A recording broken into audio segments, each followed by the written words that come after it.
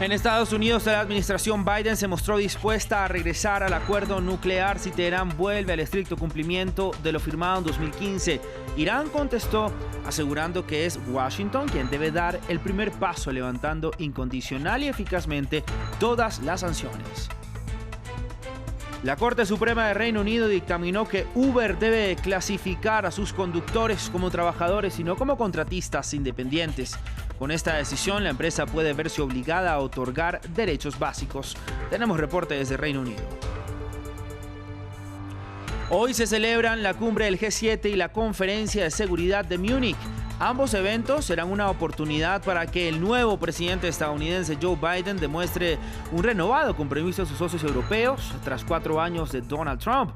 La pandemia, el cambio climático, la retoma del crecimiento económico mundial y los retos que plantea China serán temas en la agenda. Muy buen día, gracias por continuar con nosotros en France 24. Soy Raúl Blanco, como siempre un gusto saludarlos. Comenzamos con la propuesta del gobierno del presidente de Estados Unidos, Joe Biden, que ofreció formalmente reiniciar las negociaciones con Irán sobre el acuerdo nuclear que el exmandatario Donald Trump retiró al país en 2018. Por su parte, el ministro de Exteriores iraní, Mohammad Javad Zarif, respondió que el primer paso que tiene que dar Estados Unidos es levantar incondicional y eficazmente todas las sanciones. Sin embargo, Washington expresó que para levantar estas sanciones, Teherán tiene que dejar de enriquecer uranio y no limitar las inspecciones internacionales a sus instalaciones atómicas. Desde la capital iraní, nuestra corresponsal Catalina Gómez con todos los detalles. Ha sido el ministro de Exteriores iraní, Mohammad Javad Zarif, quien ha estado en la delantera a responder los últimos movimientos relacionados con el acuerdo nuclear con Irán, dados tanto en Washington como en las capitales europeas en las últimas horas. Esto lo ha hecho a través de varios trinos. El último se refirió al movimiento dado por el gobierno estadounidense Joe Biden de retirar esa petición hecha por el gobierno anterior de Donald Trump de reimponer nuevas sanciones contra Irán en el marco del Consejo de Seguridad de las Naciones Unidas, aludiendo a un mecanismo conocido como el snapback en la resolución 2231, que Irán en su momento había dicho que no tenía ninguna validez.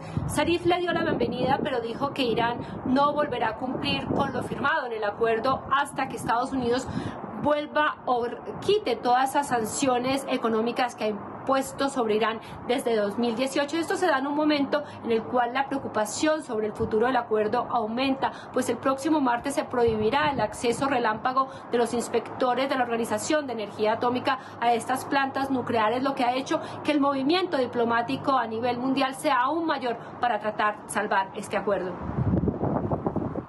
En otras noticias, la empresa de transporte Uber perdió la batalla legal que comenzó en 2016 y deberá clasificar a sus conductores como empleados y no como trabajadores autónomos. Así lo determinó el Tribunal Supremo de Reino Unido este viernes. El fallo de los jueces concluyó que los empleados de la compañía deben tener acceso a todos los derechos básicos, así como a vacaciones pagadas. Conectamos con nuestra corresponsal Luisa Pulido. Luisa, ¿cuáles son las implicaciones de la decisión de la Corte Suprema tanto para Reino Unido como para el resto de países donde también se usa esta aplicación?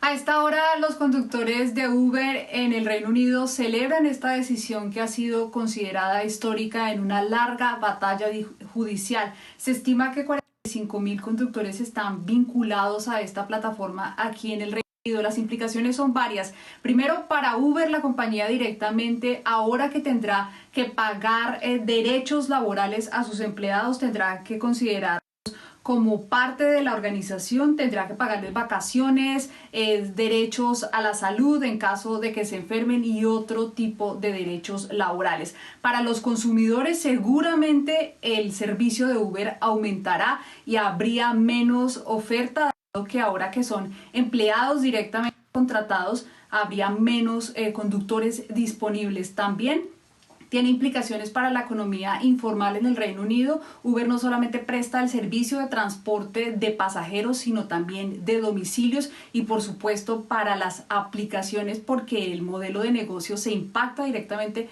con esta decisión y seguramente la decisión judicial que se ha tomado hoy aquí en el Reino Unido motivará que conductores en otras ciudades del mundo busquen este tipo de derechos.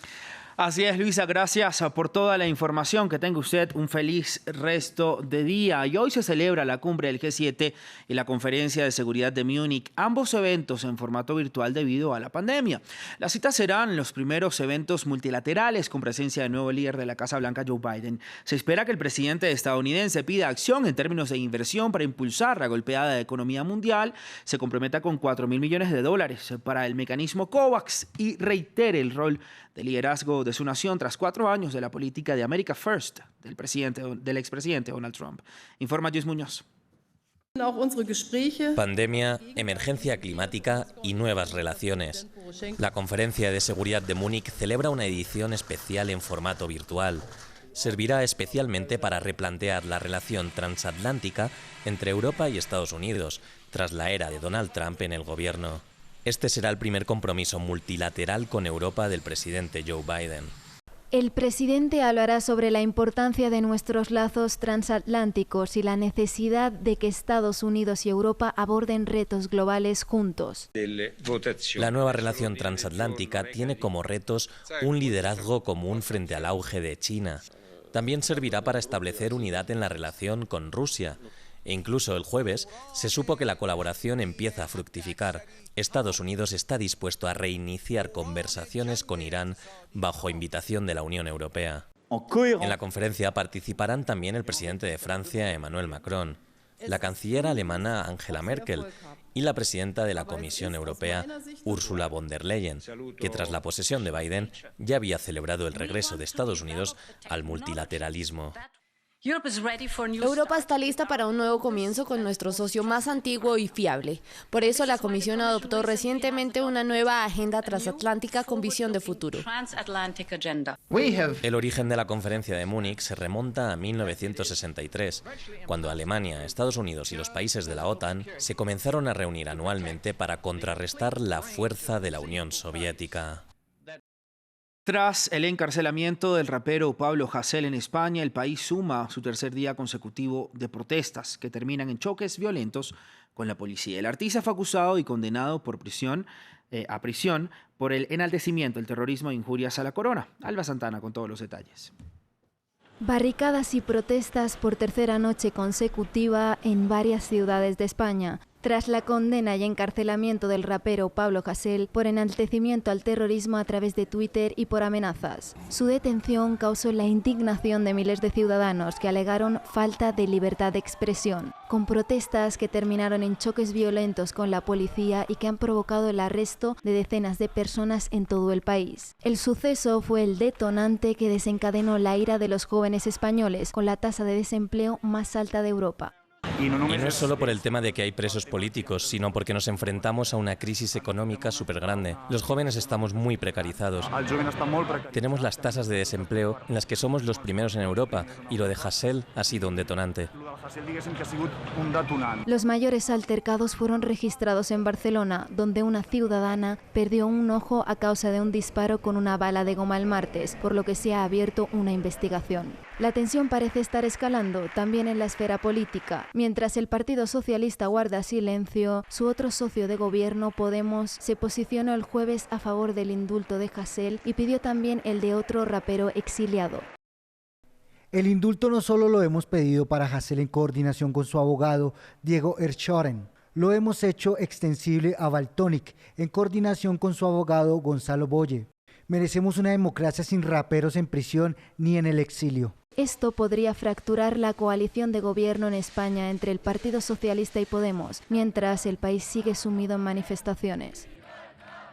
Y en Colombia, al menos 6.402 personas fueron víctimas de muertes ilegalmente y legítimamente presentadas por el Estado como bajas en combate llamados falsos positivos. Así lo informó la Jurisdicción Especial para la Paz. Esto supone un aumento en casi 3 veces de la cifra de falsos positivos de la que se tenía conocimiento hasta la fecha.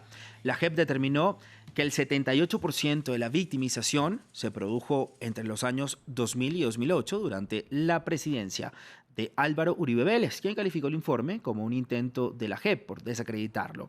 Para profundizar sobre este tema, quiero saludar en este momento a Germán Romero, abogado defensor de derechos humanos e integrante de DH Colombia, organización que asume casos graves de violaciones por agentes del Estado. Señor Romero, gracias por estar aquí con nosotros en France 24. Muy buen día. Le pregunto por qué hasta ahora se conoce este subregistro que triplica la cifra conocida por la Fiscalía. Es importante manifestar que este número o la intensidad de este fenómeno criminal que realizó el Ejército Nacional, o que aunque todavía comete, ya las organizaciones de derechos humanos y las organizaciones de víctimas lo veníamos anunciando desde el año 2008. Siempre se nos trató de mentirosos, se nos trató de decir que era un acto de saboteo, de hablar mal del gobierno nacional y de las fuerzas militares. Para nosotros es importante que hoy una entidad del Estado como la Jurisdicción Especial para la Paz haya hecho este reconocimiento de la intensidad y el número de víctimas que generó el Ejército Nacional en una serie de asesinatos donde todas las unidades, más de 200 batallones en 31 departamentos están vinculados, todas las divisiones del Ejército, y que es absolutamente necesario que la Jurisdicción Especial para la Paz dé un paso, no solamente en identificar este universo de víctimas, sino en no repetir los errores de la Fiscalía o lo que ya hizo la Fiscalía en materia de investigación, sino que de forma definitiva, como lo preguntan las madres de todos estos casos, se indique quién dio la orden y se pueda llegar a su responsabilidad. Esa es una situación que es bien importante ahora y que esperamos que la JEP no haga y continúe una investigación que no pueda llegar a esa respuesta. Germán, y le pregunto qué responsabilidad tiene el expresidente Álvaro Uribe y los gobiernos posteriores. Álvaro Uribe no solamente era el presidente, Juan Manuel Santos era el ministro de Defensa. Ellos conocían de primera mano lo que venía ocurriendo con el Ejército Nacional. A ellos se les fue avisando por parte de Naciones Unidas, por parte de las organizaciones de derechos humanos, qué pasaba en el departamento de Antioquia, en la costa Caribe, en los llanos orientales, en el suroccidente del país. Y ellos tienen una responsabilidad que han querido negar, y es cómo fue que orientaron al Ejército Nacional en que tuviera un mensaje de ganar la guerra. Nosotros tenemos casos donde directamente la labor de inteligencia y la presión que se ejerció sobre los comandantes de las divisiones la hizo el expresidente Álvaro Uribe Vélez, como en Caldas, en el eje cafetero, y donde claramente él ordenaba y pedía que una unidad que daba resultados, es decir, que cometía este tipo de ejecuciones, pasara a departamentos donde se necesitaba presentar este tipo de resultados. Germán, gracias por su tiempo y por estar aquí con nosotros en France 24. Que tenga usted un feliz resto de día. Nosotros nos vamos hasta Perú, país que ve amenazada su famosa gastronomía debido a la pandemia de COVID-19.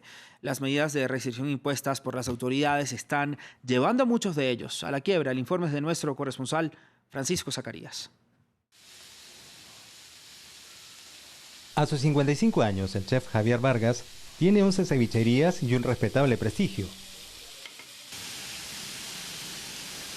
Pero él teme que su comida nunca más pueda ser degustada por sus clientes. Con la nueva cuarentena que no permite la atención al público, sus restaurantes se encuentran a punto de quebrar.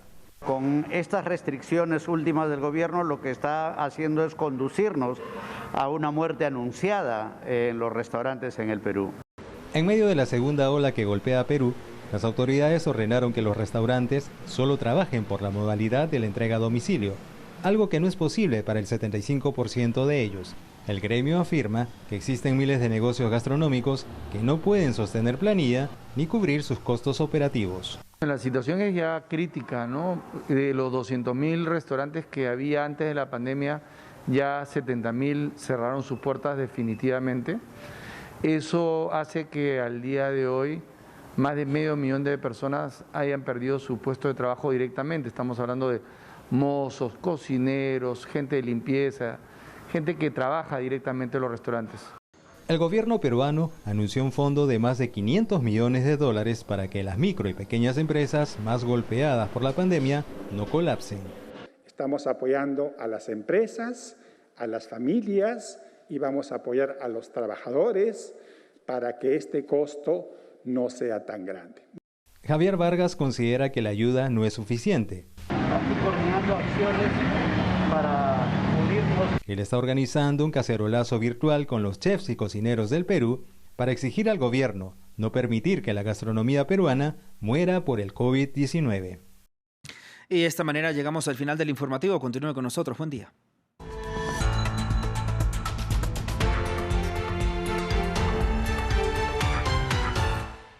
France 24 en español sigue creciendo. Desde